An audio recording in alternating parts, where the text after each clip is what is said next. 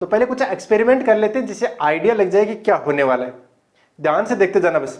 Okay yes sir. ठीक है। तो देखो इसके अंदर मैंने नीचे होल कर रखा है। अब जैसे ही मैं हाथ हटा लेता हूं तो क्या होता है, होल से पानी बाहर आता है। आ रहा है ना?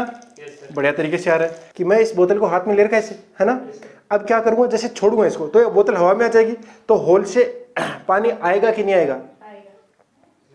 आना चाहिए, आना चाहिए। चलो ध्यान से देखते रहना।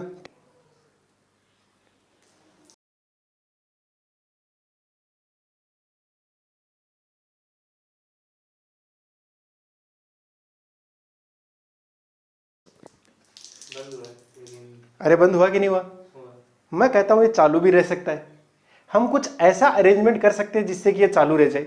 वो अरेंजमेंट क्या है और उसके पीछे की साइंस क्या है वो भी समझते हैं धीरे धीरे। देखो ऐसे तो पानी निकलेगा ही निकलेगा और स्पीड से भी निकलेगा, लेकिन अगर मैं इसको छोड़ दूं तो तब भी पानी निकलेगा निकलेगा कि नहीं निकलेगा? देखो पिछली बार क्या हुआ था, जब हमने इसको छोड़ दिया था तो पानी नहीं निकला था, और इस बार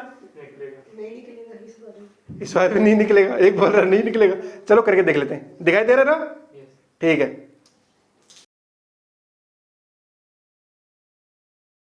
अब देखो इसको ध्यान से समझते जाना, है ना? अच्छे से समझ लेना कि हुआ क्या है। ठीक है बेटा? देखो जब भी पानी फ्लो करता है यानी बहता है, पानी तभी बह सकता है जब उसके ऊपर प्रेशर डिफरेंस हो, है ना? यानी दाब में क्या आना चाहिए? अंतर। एक तरफ क्या आना चाहिए? हाई प्रेशर, और दूसरी तरफ क्या आना चाहिए? Low pressure. जिस तरीके से करंट फ्लो करती है ना, जैसे इलेक्ट्रिक करंट फ्लो करती है, तो वो कैसे फ्लो करती है? हाई पोटेंशियल से लो पोटेंशियल की ओर। जैसे हीट फ्लो करती है, हीट कैसे करती है? हाई टेम्परेचर से लो टेम्परेचर की ओर। वैसे ही ये अपना लिक्विड कैसे फ्लो करता है? हाई प्रेशर से लो प्रेशर की ओर। हाई प्रेशर से आपका लो प्रेशर की ओर। अरे बोलो समझ में आया नहीं आया? तो हाई प्रेशर से किधर जाएगा? लो प्रेशर की ओर जाएगा। अब देखो ये वो अपनी बोतल हो गई बेटा। अरे हुई कि नहीं हुई? और इसके नीचे हमने वो छोटा सा होल कर रखा है। अरे कर रखा है ना? और ये पानी से भरी हुई है। एक तो हवा का प्रेशर लग ही रहा है बाहर से। अरे लग रहा है कि नहीं लग रहा है?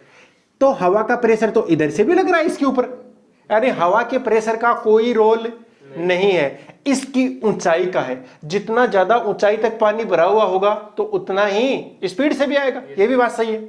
अब देखिए यहां ये जो पानी है वो क्या लगा रहा है? इसके ऊपर दाब लगा रहा है। क्या लगा रहा है? दाब लगा रहा है।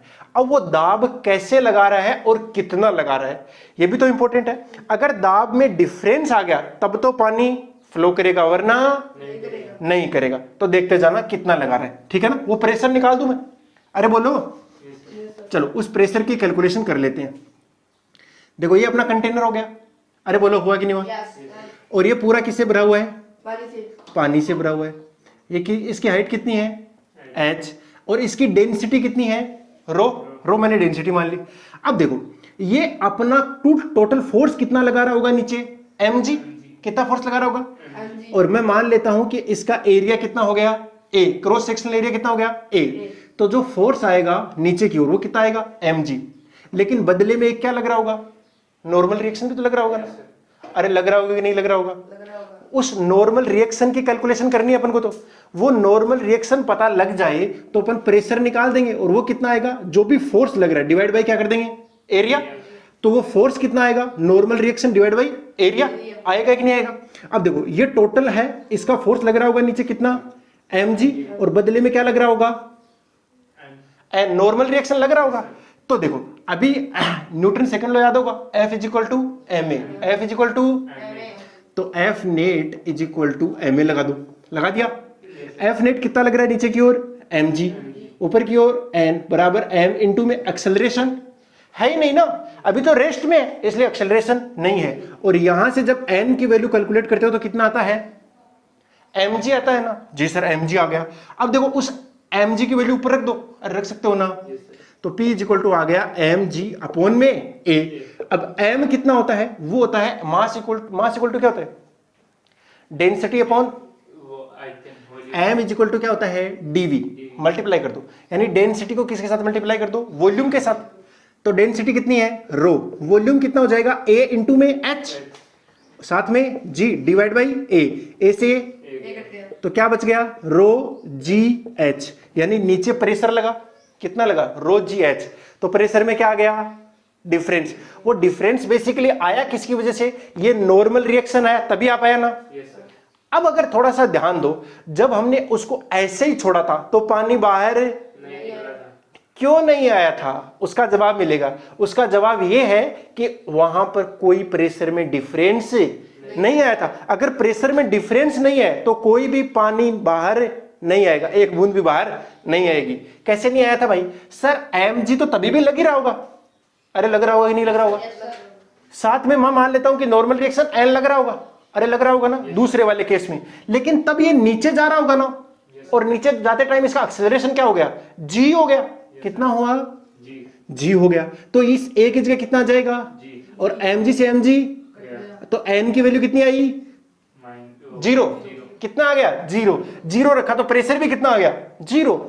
प्रेशर नहीं है ये, बेसिकली क्या है प्रेशर डिफरेंस। हम क्या निकाल रहे हैं प्रेशर डिफरेंस, तो प्रेशर के अंदर कोई डिफरेंस ही नहीं है। हमने माना था ना ऊपर वाले पे जीरो है, यहां पर पहले तो रो जीएच आ गया था, तो पहले रो जीएच आया था तो बाहर निकला था, दूसरी बार में कितना आ गया जीरो, प्रेशर ही नहीं है इसलिए बाहर नहीं निकला। लेकिन जब हमने बलून लगाया था ना ऊपर, तब निकला था कि नहीं निकला था, निकला था। तो बलून ने क्या किया, जब हम गिरा रहे हैं तब क्या होगा, उस बलून की वजह से एक एक्स्ट्रा प्रेशर ऊपर से ही लगेगा।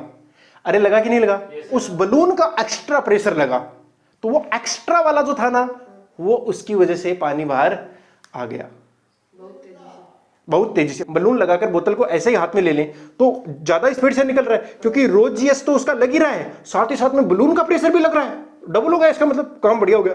लेकिन जैसे इसको छोड़ दिया ऐसे, तो रो जीएस तो लगना बंद हो गया। लगा कौन, सिर्फ बलून का प्रेशर, और बलून के प्रेशर जैसे ही लगा तो वहां से बाहर निकलना शुरू हो गया।